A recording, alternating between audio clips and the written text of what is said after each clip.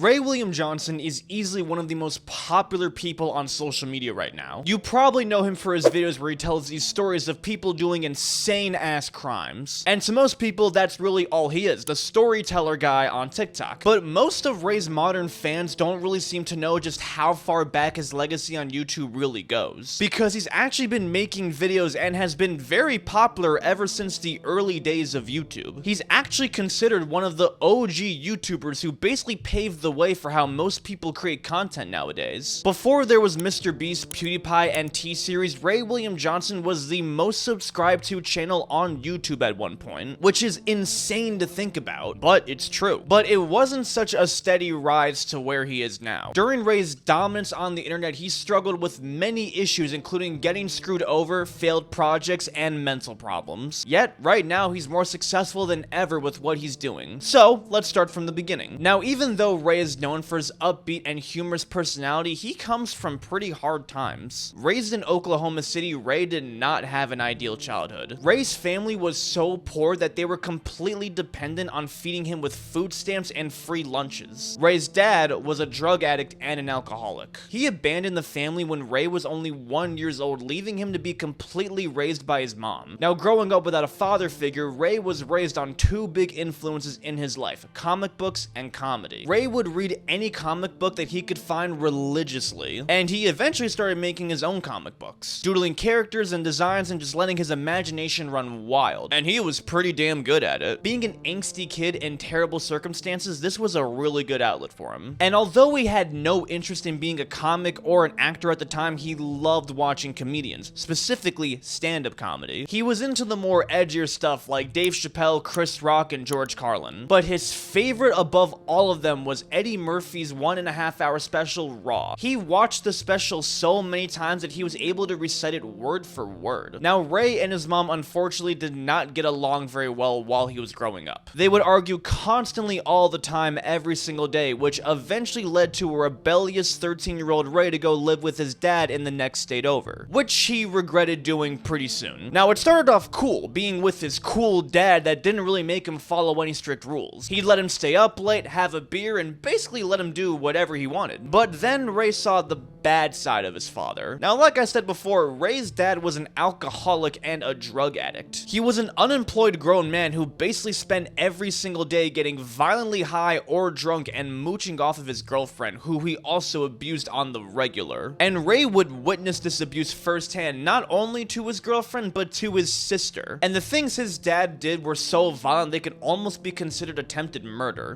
I remember one day he picked up one of those big ass mason jars of loose change and threw it at his girlfriend's head, like full of change. You know how heavy that is? And it shattered on the wall. He took a wooden broom and he speared it through the wall, throwing it at his girlfriend. Holy shit. Like, speared it into the sheetrock. Like, dude was super violent, right? Yeah. Now, thankfully, Ray's dad never actually abused him, but he was still a monster. Now, thankfully, Ray was smart enough at the time to realize that his dad was a piece of shit and did not want to emulate any of his character. So, by the end of the school year, he went back home to his mom, who welcomed him with open arms and had a much bigger appreciation for her. And from then on, Ray swore that he would never talk to his father again. But his dad had other plans. Now, after graduating high school, Ray's plan was to go to college and then go to law school to get his Juris Doctor degree. And over the years, he worked to save up money for his college tuition and had about $2,500 saved up. However, right before he was able to attend college, his dad forged his signature and took all of the money out of his bank account. Now, this may not have been much money, but to Ray, this was every single dollar that he had to his name. This was all the money in the world to him. And he grew up in poverty. It's not like he could just ask his mom for another $2,500. And at the time, it seemed like there was really nothing Ray could do about it. So Ray had to delay his college plans and work tables to save up more money. He attended junior college in the meantime and then eventually went to Columbia University. Yeah, when I say Ray was smart, I mean smart. He was accepted on partial scholarship and studied history and continued with his plan to go to law school after. Now, it was during his time in college that he found a website that was starting to gain some traction, YouTube. Ray would spend a lot of his free time watching the funny bloggers and videos that were going viral on this website. It didn't take long for Ray to get pretty addicted to these videos and decided that he wanted to start making his own. And so he borrowed his friend's camcorder and started making vlogs about his everyday life as a college student. He wasn't necessarily trying to go viral, he just wanted to be a part of something. And he had a lot of fun doing it. And soon enough, these silly little vlogs that he posted started to get some views, a couple thousand views actually, and his channel got up to 30 subscribers. And while this may not seem like that much to a lot of people, this was a lot for Ray, considering the fact that he literally wasn't even trying. Now, that channel and all of the videos on it have been deleted ever since, so it's hard to find any re-uploads of them. And keep in mind, this was also in 2007 when YouTube was barely even 2 years old. Most of the trending content that was floating around was people falling down, or cat videos, or people just doing random stuff. But these videos were extremely entertaining at the time. Now, Ray saw all these hilarious videos and got an idea. In 2009, he created the Ray William Johnson channel and started the series that would change his life and YouTube as we know it, Equals 3. This was a weekly series where Ray would react to viral videos floating around on the internet. In each episode, there would be 3 videos that he would react to, and he would make witty and funny commentary to all of them. What's happening, forum? I like animals, especially this fluffy son of a bitch. And as much as I want to reach out and pet his furry ass, apparently his owner doesn't feel the same way. Check it out. Get the f*** down! F***ing jump! Jump! Get the f*** down from there! F***ing jump! Jump! Do it, you bitch! Do it! Oh, and it's not just that cat. Apparently the owner has beef with all of his cats. What the f*** are you looking at? Don't f***ing run away from me! Don't f***ing go in my closet! You are a f***ing piece of shit! I'm going to you! Get the f*** outside! I'll end you! Run! Don't f***ing stare at me! Now this asshole who yells at his cats was brought to my attention by a handful of people. But what they sent me was actually a copy of the original video, which is like 2 years old. And I don't know if the asshole who's yelling at his cats still has a channel, or if he's still yelling at his cats or whatever. So if you find that prick's real channel, then let me know. Because I don't like the fact that he's mistreating his cats. And I would love to send him a little message telling him that his mom's a That seems like an appropriate response, right? And at this time, it was a very unique and refreshing type of content. Ray's hilarious jokes over the extremely wild videos and the very off-the-wall editing style made it a very, very addictive thing to watch. Within 2 years, Ray's channel got over 5 million subscribers and got over 2 billion views. All within 2 years. And again, this was still in the early days of YouTube, so that's actually insane to think about. Ray was slam dunking on all of the other big YouTube channels at the time, like Fred, Smosh, and Nigahiga. He was not just YouTube, he was basically the face of YouTube. Equals 3 was getting more views than most television networks. And this was basically the very first form of reaction videos. Many other channels and even TV shows tried to emulate his style, like the Fine Brothers, Tosh.0, and Ridiculousness. Not that they tried to copy him, but the influence was pretty visible. Not to be racist or anything, but Asian people. We found completely random people and asked them to interpret what she might have been trying to say. Is that really what she was gonna say? But I don't think so. Maybe she said she should stop squinting so much, you know.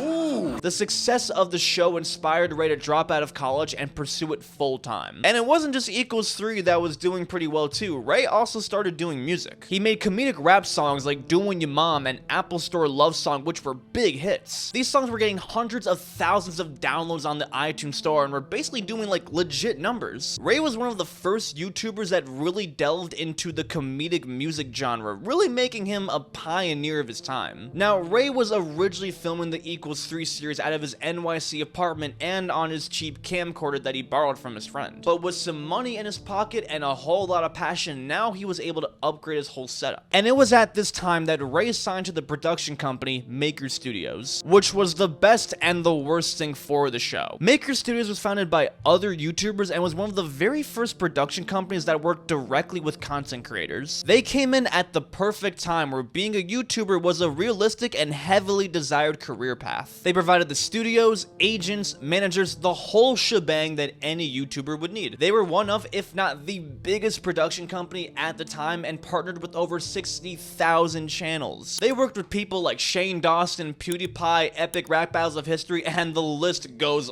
on. And when they worked with Ray, they helped him upgrade the Equals 3 setup to a whole new level. He got a better studio, higher quality cameras, fancier editing, the whole shebang. And with the connections that the studio had, he was able to have full-on guest celebrities on the show, like Gabriel Iglesias, Key and Peele, Bobby Lee. I mean, even Robin Williams was on there. Robin fucking Williams! Ray was at the height of his career, and Equals 3 was doing better than ever. Maker Studios even helped Ray produce another project called Your Favorite Martian, which was an animated band. Kind of like Gorillaz if the songs were like comedic. And these guys also made giant hits like Orphan Tears and Tiggled Bitties, and that channel gained like millions of subs within months. Ray's career was at a brand new high, and things could not get any better. And this lasted for 1 year. Now, Ray did not realize it at the time, but Maker Studios was a shady company that would do whatever it takes to milk every single cent they can out of him. Now, for one, it wasn't until after he signed the contract that he learned that CEO Danny Zappin was actually a convicted felon. In 2001, he was arrested for smuggling ecstasy and sent to 2 years in jail for it. Not the biggest deal, but kind of a weird thing to hide from someone that you are taking on as a client.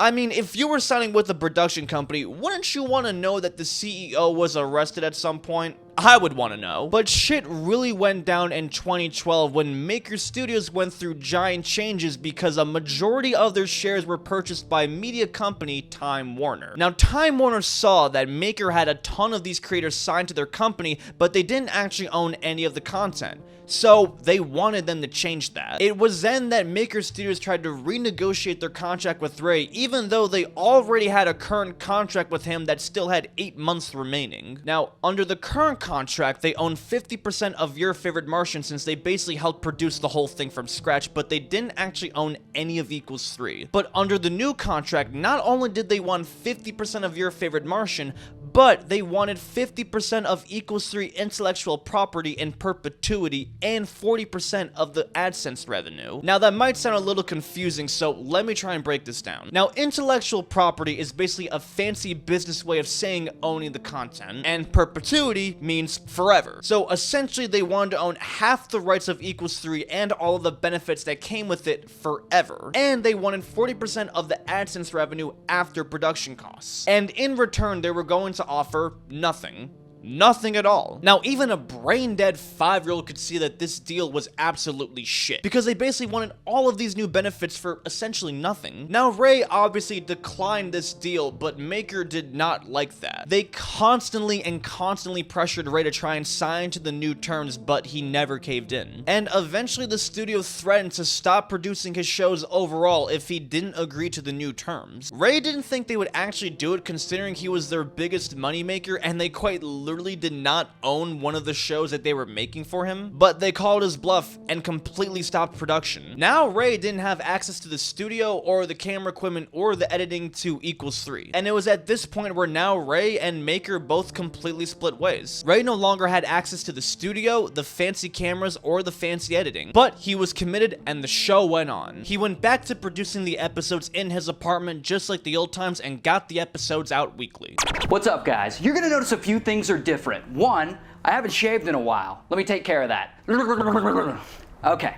So 2, I'm filming this episode from my apartment. Now, in the near future, Equals 3 will no longer be part of the Maker Studios network, so I'm gonna film here for a while. Even if I don't have the proper equipment at home, you know what? Even if I have to film butt-ass naked in a back alley, you guys are getting an episode, goddammit. Now, technically, Ray was the one who left Maker Studios because he did not like how they were doing business with him. But a spokesperson made a public statement claiming that they were the ones who split ties with Ray because Equals 3 was going down in views and they were no longer able to provide him with a production team of 12 people, including writers. Now, it seems like this was solely for the intention of making Ray look bad. Now, for one, Equals 3 was definitely not losing viewers. Like I said, it was doing better than ever. And Ray definitely did not have people writing his jokes for him. Ray did not like that dirt was being put on his name, so he immediately reached out to the only person he knew that worked for a major media company, New Media Rockstars. He told them his side of the situation and even provided a copy of the contract to prove that he was not lying. And when this story was published, it went stupid viral within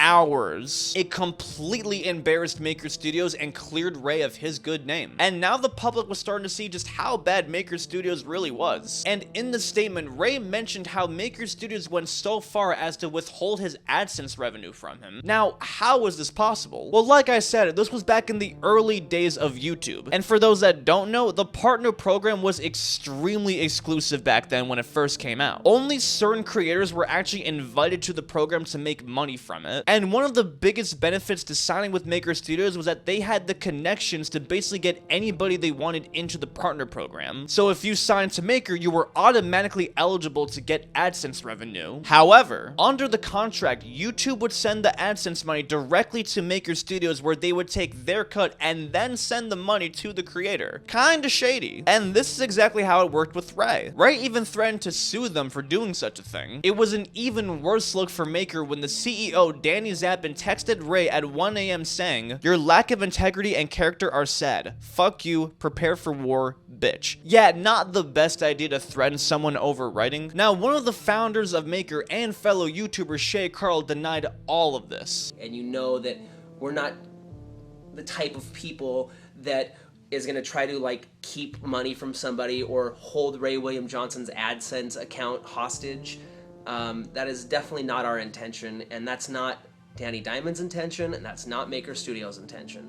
This controversy was pretty crazy because this was the very first time we saw a YouTuber and a production company have a public dispute over a contract. And in terms of details, this is the most that we've seen of this entire ordeal. It's safe to say that Ray eventually got his AdSense account back through a lawsuit or just by Maker giving up. And Ray got the last laugh because not too long after this, YouTube opened up the partner program for almost anyone eligible to join. So now you no longer needed special connections to actually get money from making your content, which made Maker basically useless. Maker Studios basically drove themselves into the ground completely after Disney bought them, and they were defunct by 2019. And now that Ray was a free man, he was able to do Equals 3 his own way. Things could only go up from here, right? Well, now pretty soon after, Ray created his own company, Equals 3 Studios. It was there where he created the Equals 3 series, Your Favorite Martian, and also other stuff. He created a web series called Riley Read One, which was actually pretty well received and did pretty good views. And he also created a podcast that also did pretty well. Ray now had the money and the resources to do whatever he wanted with the show. And things were doing better than ever. And again, this only lasted 1 year. Pretty soon after, Ray got pretty tired of doing Equals 3 and no longer felt compelled to host it anymore. In 2014, he broke the internet's heart by announcing he was no longer going to be hosting the show. Hi,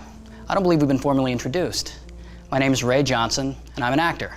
And this is Equals 3. It's a show I started 5 years ago from my college dorm room. And this is my last episode. Now, if you don't mind, I'm going to adopt my performance persona so that you aren't as bored during this episode. So, why am I quitting? Well, I'm glad you asked, handsome stranger. Well, the short answer is I've been making internet videos as a hobby for a long time, and I feel like I've outgrown it. Like, I've written more jokes about viral videos than any one human should ever have to write. However, he wasn't completely retiring from content, nor was he leaving the channel. Ray would still be on and off the channel, and Equals 3 wasn't really going anywhere. Instead, he would just simply have someone new to host it. Ray hosted auditions for thousands and thousands of people to host the new show, and out of every single person, he picked an unknown man by the name of Robbie Motz. Okay, so Monday was Columbus Day, and I just gotta say, I really hate this holiday. I mean, how ridiculous is it to celebrate someone that just took something over that wasn't theirs, and then they got famous for it? It just, some people, you know? He was a slightly more awkward but pretty humorous host, and he was pretty self-aware of the situation, which made him more likable. Even though he had pretty big shoes to fill by filling in as the host of Equals 3, people still gave him a chance and he was well received. He wasn't Ray, but he was doing a decent job. However, things still didn't feel quite right. Robbie was good, but it wasn't really the same. And this was basically the official start of Ray's decline. And it was during this time where Ray was pursuing other creative projects. So, he starred in the independent movie Who's Driving Doug. The film co-starred R.G. Mitt, who you might know from Breaking Bad. It was about a shy college student who went on a Las Vegas trip with an underachieving student to get away from his overprotective mom and impress his crush. We agreed you would not be going to that awful place. Winner, green, 0. I'll be home in a couple of days. Try and have fun, dog.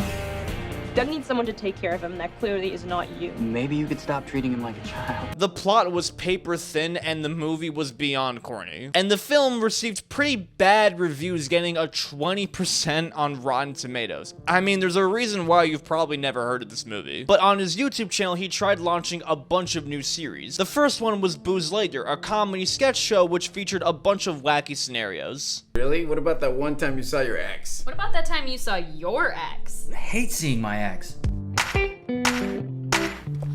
Hey, you? Carlos? Hey! Oh, that's... there you go. Thank you. Oh. The next one was Comedians On, a show where comedians would basically give their take on certain subjects. Each episode would have a certain theme that was relatable to teens, like Snapchat or selfies or Tinder, and the comedians would make a bunch of jokes around it. It's an app for your smartphone. Those of you who don't have smartphones, get a fucking job, man. So the app was made by these 20-year-old college dudes at Stanford who clearly just wanted an excuse for girls to send them titty pics. You want me to send you a picture of my boobs? No way. What if they could disappear in 5 seconds? Okay. Eureka! And the third series was Top 6, an educational series that would list certain subjects like Top 6 Facts About Your Dogs, Top 6 Dumb Laws, Top 6 Facts About Boobs. And these series performed pretty well, but it was only because they were riding off the previous success of Ray's channel, not necessarily because they were so lovable. In reality, the views were actually starting to decrease and the content was becoming visibly forced. Ray's channel was starting to become a really cheap knockoff of college humor. It seemed like Ray was becoming dependent on really cheap tactics to get views, like trending relatable topics and sexual clickbait. Ray was losing the charismatic energy that made him gain such a loyal fan base. The only remotely likable part of Ray's channel was Equals 3, but even that went away when Robbie left the show and a new host replaced him, Kaja Martin. And gentlemen, presenting the new host of Equals 3. You guys obviously guessed it. It's because of the hair. Gives it away every time. This host was not received well at all. Her jokes were stale and she was just extremely unlikable. She was a terrible fit for the show. And from the very first episode, people could already tell this was not going to be good. Kaja lasted barely even 6 months before passing the position onto another member, Carlos. Kaja was so heavily disliked that people were not even remotely upset that she left. And she didn't even get a dramatic ending like how Robbie or Ray did. And people liked Carlos more, but really not enough to be engaged. It was at this point that the show was dead before it even hit the grave, and the fans just gave up. The episodes were getting a fraction of the views that they used to get, from getting millions upon millions of views to barely even breaking 500,000. And the only people that watched them now were the die-hard fans that were secretly hoping it would make a grand comeback. I guess Ray saw the audience getting disconnected because at the same time, he decided to stop every single series altogether. At some point, randomly in 2015, Ray just stopped uploading to the YouTube channel. No posts, no announcements, nothing. Ray just stopped making content altogether and just went ghost on the channel. It was very apparent that Ray was going through a creator identity crisis. And he was still working on other projects, but was basically radio silent. And something that can probably help explain this was the fact that at the time, Ray experienced a life-changing event. That same year, Ray got a phone call from his mom that his dad got cancer and it was pretty bad. It spread everywhere from his lungs to his liver to his jaw, and he was basically given months to live. And his mom told him that his dad wanted to see him on his deathbed. And this was at least over 20 years since Ray had last spoken to him. The same man that abandoned him when he was 1 year old, who stole his college tuition, who beat his half-sister right in front of him, and who prioritized getting high over actually raising him, now wanted to see him on his deathbed right before he left this planet. Ray thought about it and said no. And after all that, everything that I had been through, I couldn't say yes. I had to say no. I can't. And about a month later, he died. Now, Ray did turn this negative into a positive. Ray always used his dad as an example of what not to be in life, and seeing that his father died with the regret of not having a good relationship with the important people in his life, Ray really wanted to not be the same. So he started to really use this time to improve himself. He started focusing entirely on his mental health, eating right, exercising, and really spending time with the people that he cherished. He ended up getting a new girlfriend who became his fiance pretty soon after. Content was really the last thing on his mind at the time, and during that time, Ray made really big progress on his life and decided that he wanted to pass that on. Ray slowly eased back into content, but not with anything very serious. He ended his nearly 2-year hiatus on the channel by posting vlogs, which he deemed Sunday stories. And these were very casual, as they would just typically be stuff like his trip to Disney with his girlfriend. This series wouldn't really last long either, but then Ray would start releasing music under a new moniker, Fat Damon. This music was more serious, but still had some comedic attitudes to keep it light. Plan, no ma'am, that's the way I'm programmed. I'm so mentally unstable, I should star in Homeland. Bringing it back like Roseanne, I'll bow down to no man. Ray then took another break and then made the series that he felt would make a real difference, Superhuman. Now, this was an upfront series where Ray would give advice on common issues that people dealt with, such as 4 ways to improve your confidence, 3 ways to stop overthinking, the secret to being more outgoing. Not very unique, but very common issues. The series didn't perform well, but it didn't really seem like Ray cared that much. He already made a ton of money in his lifetime, and at this point, anything he did was strictly out of passion. But with being a successful content creator, it's hard to have the motivation to keep creating content if it's not very well received, especially if you're so used to getting praised and getting all of the attention. If the content doesn't really perform well, then it doesn't seem like as if it really makes a big difference. And this series didn't really last either, barely lasting even 10 episodes. Ray then created another music project, which again also didn't really last very long. And at this point, it seemed like Ray was basically done for good. The YouTube legend that made millions of people laugh was now just a memory. But all good things must come to an end. Ray was now one of the OG YouTubers who, just like the rest, were forgotten in the dust. But that was until a certain app became popular. TikTok. Now, Ray at first wanted nothing to do with TikTok, considering that he was punching 40 and kinda knew that he was past his prime. Are you on the TikTok? I'm not. No? What are But your thoughts? you adapted to Facebook. So I'm 38, so I'm probably 36 years old. 36 years How too does old to that be on work? TikTok.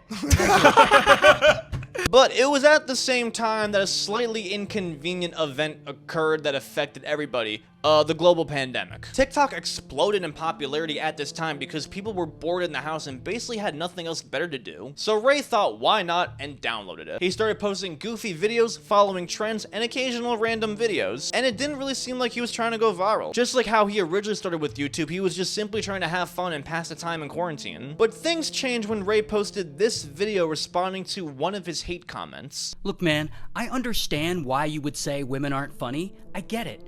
Because it's impossible for you to know. Because women don't talk to you. Oh, wait.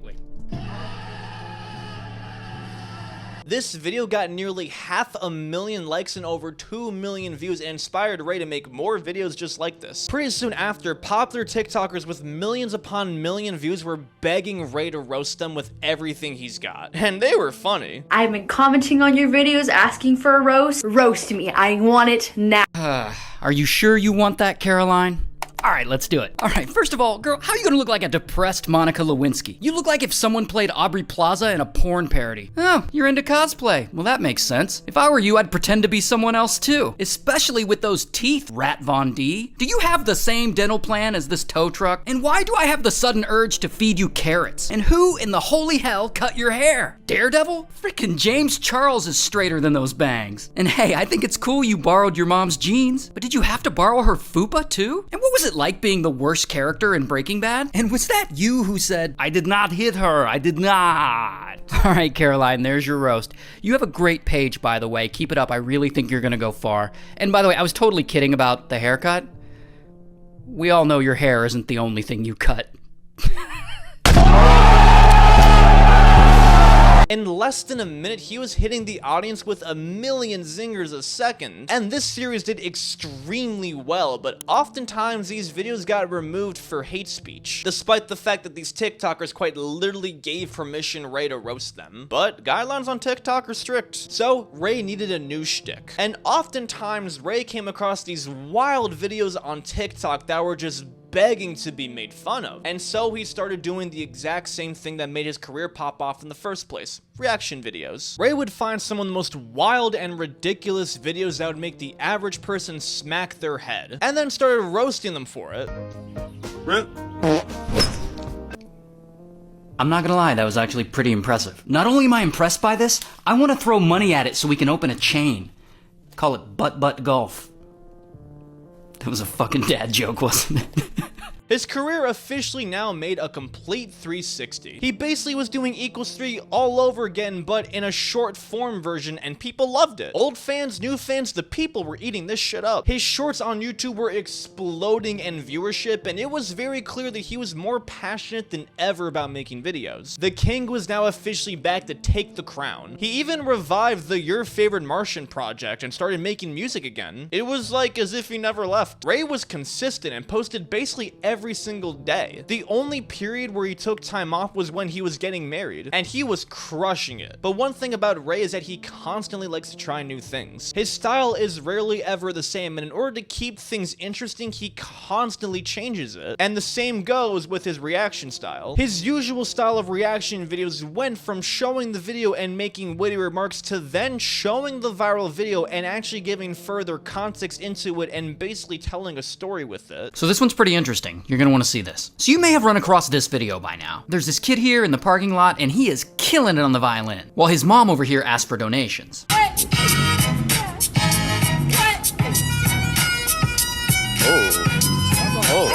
Here's the crazy part. It's a total scam. He's not really playing. He's missing notes, his finger placement is wrong. The music you hear from that speaker is pre-recorded by another guy, Josh Vietti, back in 2015. I found the original.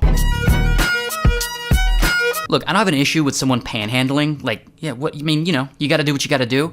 I have an issue with someone dragging their little kid into their grift. Yeah, I'm sorry for being a Karen, but you're teaching this kid to deceive people for money. It's not healthy. Giving the viewers some background information and giving the occasional zinger. And this style worked really, really well. Ray didn't realize it, but he was an excellent storyteller. He was very, very good at describing incidents in a very straightforward and entertaining way. And this skyrocketed Ray's views. He used to go from averaging a couple 100,000 to now 1 or 2 million views every single video. Ray saw that the people loved this style and just kept going with it. And soon he found it starting more and more stories to talk about. And it went from just talking about viral videos to now telling entire stories about people themselves. A lot of these videos usually surrounded about people doing these crazy ass crimes. The more serious the stories were, the more hooked the people were. He invested even further into the style and basically got a whole team to help write the storylines and create the graphics and do the editing. Ray was so committed to this and more passionate than ever. If he missed a single day of uploading, he would quite literally post an entire apology video like as if the world ended. I failed. I'm a failure. So there's no crime video today. We're actually training someone new in graphics, so we fell behind. And by the way, in case you didn't know, yes, I do have people helping me with these videos. Like 8 people actually. I used to do them all by myself, and then about a year ago, I hired an editor, and then from then on, I just kept adding people, and now I have, actually, I think I have 9. And actually, I can do them all by myself, but if you want one nearly every day, then I have to have a team of people helping me. I don't know, maybe I'll make a video at some point explaining how the whole process works, because it's wild. Just for missing 1 upload, when he used to take long periods off of YouTube with no explanation. Now, looking at the YouTube views and comparing them to =3, you'd think that he's not performing as well as he used to, but you'd be wrong. When you look at the views he's getting from all of the platforms, including TikTok, Instagram, Shorts, and Longform, they are doing way, way more than what he used to get. And considering he's posting these every single day versus when he used to post once a week, it is way more. Ray even teamed teamed up with Darman to do a series where they recreate Ray's stories with actual actors as he's narrating them. Ray William Johnson basically did what no other OG YouTuber that fell off could do, making a complete comeback with the same content that he's done, but even better, and in an even more refreshing manner. Short form content becoming popular was the best thing for Ray because it allowed him to slowly ease into doing what he loved. He's been making videos before a lot of his modern fans were even born. That's an insane thing to think about. He came back from the dead and was able to do it the best way, which was his way. Most famous reaction content creators only exist because of Ray. Not to glaze him or anything, but like, it's true. People are very, very influenced even by his current style of storytelling. I mean, even I get comments time to time comparing me to Ray, and honestly, I take it more as a compliment rather than an insult. He set the groundwork for the way that many people create videos nowadays, and he's extremely humble about it because his main passion from the very beginning was to make people laugh. He never cared about the fame, he cared about making good quality content. And as someone who used to watch Ray all the way since middle school, it's really amazing to see him make an amazing comeback and do even better than before. And it just goes to show it's never too late to reinvent yourself. Shalom.